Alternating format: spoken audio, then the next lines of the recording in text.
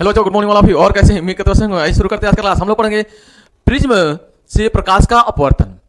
Prism से प्रकाश का अपवर्तन वेरी वेरी इंपॉर्टेंट सवाल ये है। ये 5 नंबर का बोर्ड में यहां से फिक्स है, पूछता है आपसे। तो मैं इमेजिंग करा को आपको दिखाने वाला हूं, बहुत ध्यान से समझिएगा, बहुत सरल करते हुए मैं समझा रहा हूं आपको। प्रिज्म कहते किसे हैं? तो प्रिज्म कहते किसे हैं? तो प्रिज्म में दो त्रिभुजाकार यानी प्रिज्म जो बना होता है वह 2 त्रिभुज और तीन आयताकार पृष्ठों से बनी होती है। प्रिज्म 2 त्रिभुजाकार और 3 आयताकार, ठीक है, पृष्ठों से बनी होती है। इतने पृष्ठ मिलकर ये बने होते हैं। मैं इमेजिंग करेंगे आप तो देखेंगे सामने से कि सामने से एक त्रिभुज है और इधर से भी आप देखेंगे तो एक त्रिभुज है। 2 त्रिभुज आपको दिख रहा है। इस तरह जो सामने वाला जो भाग आपको दिख रहा है सामने से, उस फिगर को सामने से बनाया जाता है, ठीक है। तो इस फिगर को मैं सामने से बना रहा हूं, एक त्रिभुज, देखिएगा ध्यान।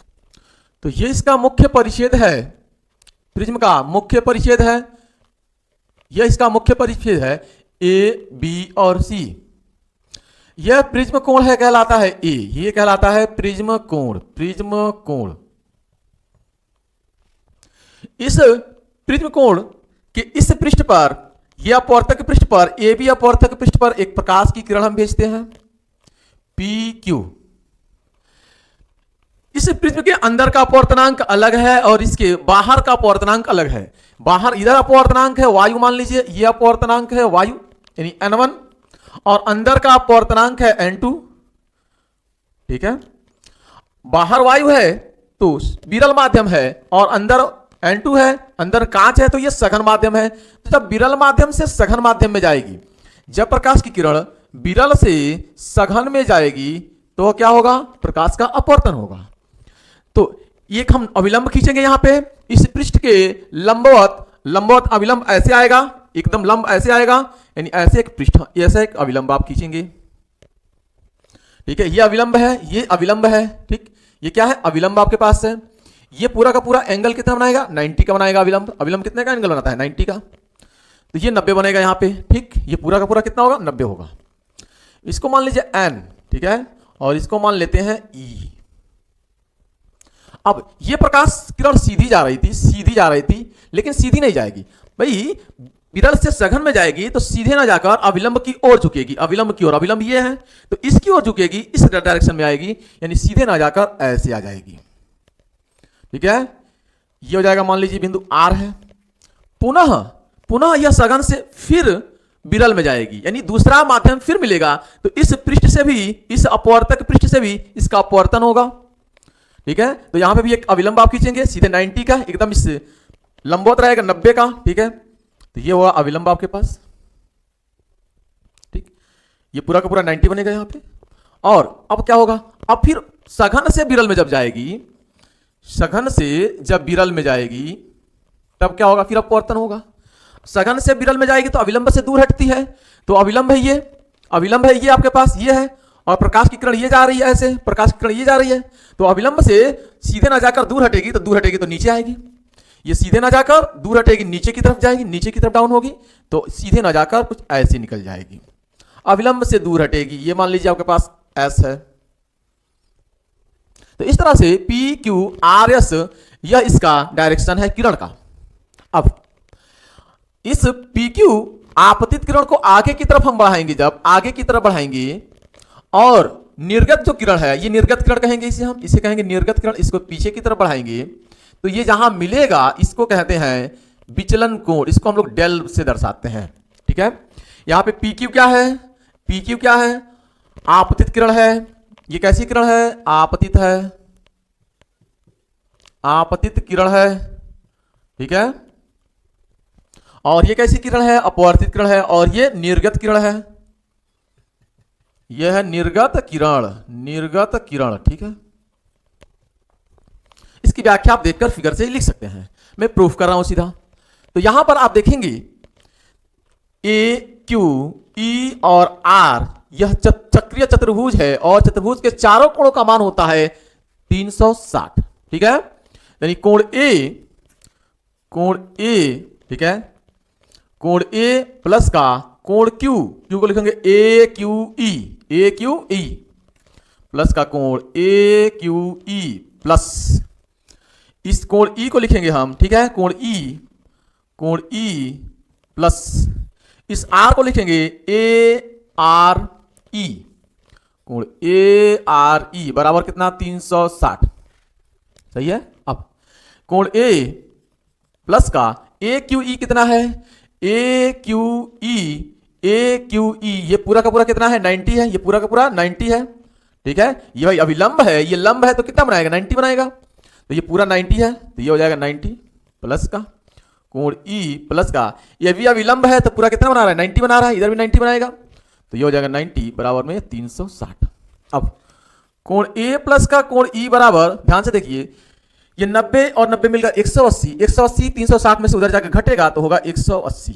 Question number 1, question number 1। अगला आगे देखिए आप, त्रिभुज अगर यहां से हम बात करें क्यू ई आर में, ठीक है, ये चक्रीय चतुर्भुज की बात क्या हूं, ये चक्रीय चतुर्भुज ए क्यू ई आर, ठीक है, ये है चतुर्भुज ए क्यू ई आर में, ठीक। अब त्रिभुज में ले रहा हूं क्यू ई आर में, क्यू ई आर में देखिएगा, त्रिभुज के तीनों कोणों का मान होता है 180, तीनों अंतः कोणों का मान होता है 180, तो ये और ये तीनों का मान हो जाएगा 180। एंगल अब लिखता हूं मैं, ये बताइए आपतित किरण और अभिलंब के बीच, ये आपतित किरण है और ये अभिलंब है, अभिलंब के बीच कितना कोण बनता है, आपतन कोण होता है आई। अब ये अपवर्तित किरण इधर जा रही है और ये अभिलंब है, इसके साथ कितना कोण बनेगा आर, ठीक है। ऐसे ही यहां पे आई डैश और यहां पे आर डैश, यहां पे आर डैश हो जाएगा। बात समझ में आ गई है। अगर इस कोण की मैं बात कर लूं, इस कोण की मैं बात करूं, ये बताइए ये शीर्ष अभिमुख कोण बन रहा है कि नहीं बन रहा है, ये जा रही है सीधे और ये आ रही है अविलंब, यानी ये सीधे ऐसे जा रही है, ऐसे जा रही है और ये अविलंब ऐसे है, तो ये कोण इस पूरे कोण के बराबर हो जाएगा, ये कोण इस पूरे इस कोण के बराबर हो जाएगा। ये बीच में जा रहा है ये ठीक है, ये तो ये हो गया आपके पास आर और ये है आई, तो ये क्या कहलाएगा आई माइनस आर, तो ये वाला हो जाएगा आई माइनस आर। ऐसे ही यहां पे भी वही कंडीशन है, यहां पे आई है डैश, तो आई डैश में से आर डैश घटाएंगे तो ये हो जाएगा आपके पास I dash minus R dash, ठीक है। किस नियम से, शीर्षाभिमुख कोण के नियम से ये सारी कहानी होती है, दोनों बराबर होते हैं, ठीक है। तो इतना आपको पता ही है, ये पूरा पता है, इतना घटा देंगे तो ये मिल जाएगा, ये कहानी बनती है। आइए कोण देख लेते हैं क्यू ई आर में, क्यू ई आर में, तो क्यू ई आर, ये देखिए क्यू ई आर में R plus E plus R dash, R plus E plus R dash बराबर कितना है, तीनों का मिलाकर 180, ठीक है। ये आपके पास कोण ऐसे सिंपल, तो ये देखिए 180 हो गया, कहानी इनकी बन गई। अब वापस त्रिभुज लेते हैं हम, वापस त्रिभुज ले लेते हैं, या 180 यहां देखिए, ये अभी 180 है, समीकरण 2 बना लीजिए, ये समीकरण 1 है, 1 और 2 में 180 दोनों बराबर है, तो इन दोनों पक्षों को बराबर कर सकते हैं। भाई ये इसको देखिए और इसको देखिए, इसका भी मान 180, इसका भी मान 180, एक तरफ बराबर है तो दूसरी तरफ भी आपस में क्या हो जाएंगे, बराबर हो जाएंगे, ठीक है। तो ये हो जाएगा समीकरण 1 और 2 से, समीकरण 1 व 2 से कोण ए प्लस का कोण ई बराबर हो जाएगा कोण आर प्लस का कोण ई प्लस का कोण आर डैश, ठीक है।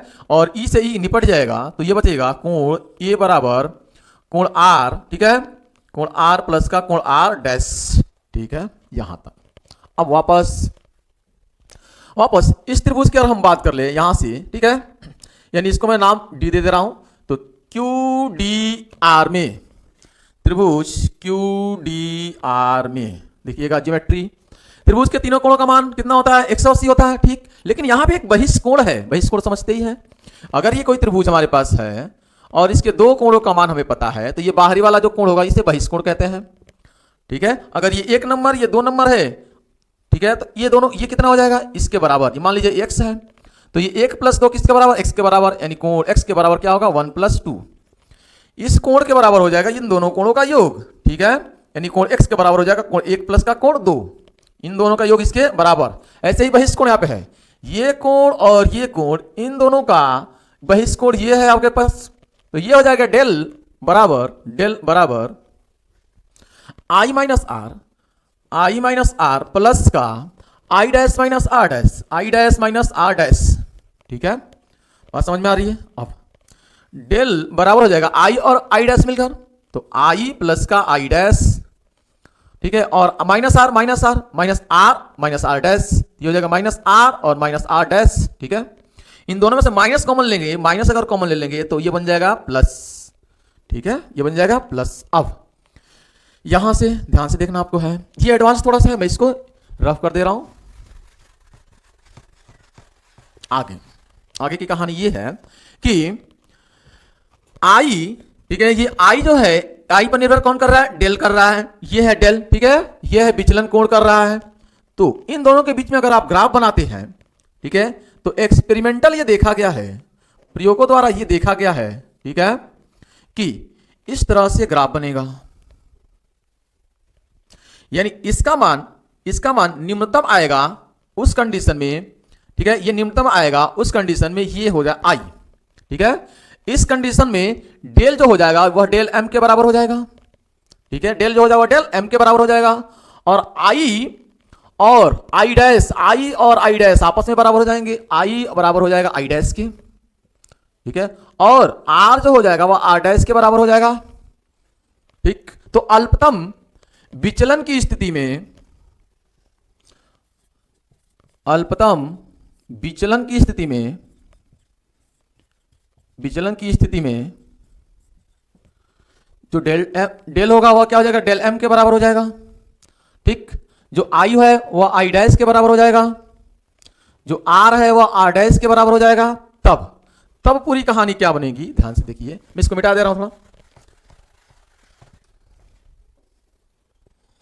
तब यहां से देखिए आप, यहां से, ठीक है, ए बराबर है आपके पास, एंगल ए बराबर क्या है, आर प्लस आर डैश, दोनों ही आपस में बराबर है, आर और आर डैश, तो आर डैश के जगह पे मैं आर रखता हूं, तो ये हो जाएगा आर प्लस आर, तो यहां से हो जाएगा आपके पास ए बराबर 2r, तो यहां से r बराबर कितना निकलेगा, 2 से डिवाइड तो a/2।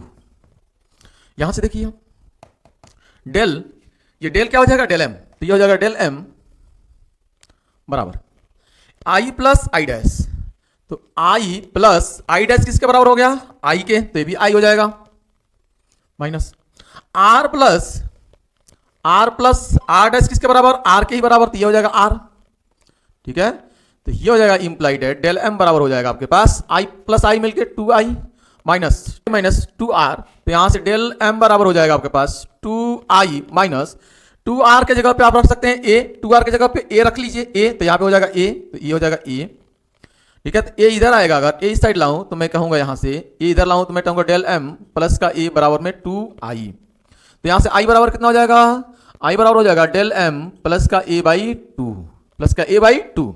अब मुझे r का मान निकल चुका है, यहां से i का मान निकल चुका है, तो मैं स्नेल के नियम से, ठीक है, स्नेल के नियम से क्या होता है, साइन i अपान में साइन r बराबर में, ठीक है, n12 होता है। तो ये दूसरे पदार्थ का ये अपवर्तनांक अपान पहले पदार्थ का अपवर्तनांक, भाई प्रकाश की किरण इधर से इधर जा रही है, तो जिधर जाती है उसको ऊपर लिखते हैं, तो ये हो जाएगा n2 अपान n1, ठीक है, और n2 अपान n1 बनेगा, तो ये बनेगा आपके पास स्नेल का नियम। i का मान रख देंगे यहां से उठाकर, i का मान रखिए यहां से उठाकर, तो ये हो जाएगा साइन, i का मान कितना है, i का मान है डेल m प्लस का a/2, ठीक है, ये i का मान हो गया, अपान में साइन r का मान रखिए आप, r का मान है a/2, तो ये हो जाएगा a/2, ये n12, ये n2 अपान n1, ये हुआ आपके पास, ठीक है, इसका फॉर्मेशन। अब भाई ये वायु है, तो वायु में n का मान 1 होता है, n का मान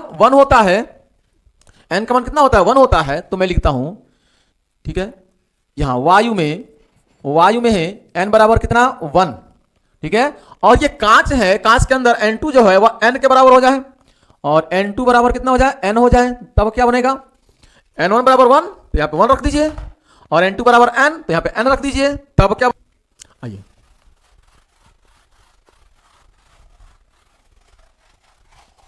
तो यहां से n1 बराबर 1 रखना है, n2 बराबर n रख लेना है यहां पे, तो ये हो जाएगा n अपान 1 बराबर n2 की जगह पे n, n1 की जगह पे 1, ये हो जाएगा साइन डेल एम प्लस का ए बाई टू अपान में साइन ए बाई टू, 1 से भाग करेंगे कोई फर्क नहीं पड़ेगा, एन हो जाएगा। तो ये हो जाएगा del sine del M plus का ए बाई टू अपान में साइन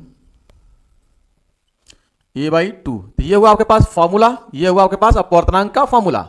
अब यदि ठीक है एंगल कोण छोटे हो, कोण छोटे हो, ठीक है, यदि कोण क्या हो, सूक्ष्म हो, सूक्ष्म हो तो तब क्या होगा, साइन ठीक है डेल एम प्लस का ए बाई जो 2 होगा वह हो जाएगा आपके पास डेल एम प्लस का ए बाई 2 होता है, और साइन ए बाई जो 2 है वह हो जाएगा आपके पास ए बाई 2।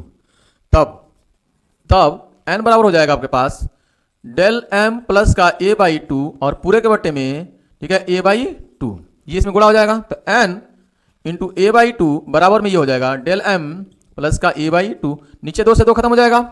ये एन है, एक उठाकर इधर लाएंगे, एक को उधर लाएंगे, तो डेल एम बराबर हो जाएगा आपके पास एन ए माइनस का ए कॉमन ले लीजिए, तो ये हो जाएगा डेल एम बराबर ए कॉमन, तो ये हो जाएगा ए अगर कॉमन लेंगे तो एन माइनस 1 बनेगा। तो ये हुआ पतले लेंस के लिए, ठीक है।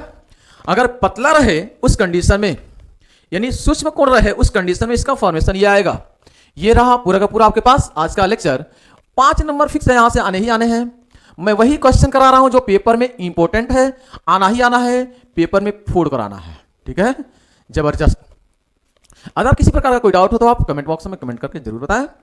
बस आज के लिए इतना, thanks for watching this video. जय हिंद, जय भारत।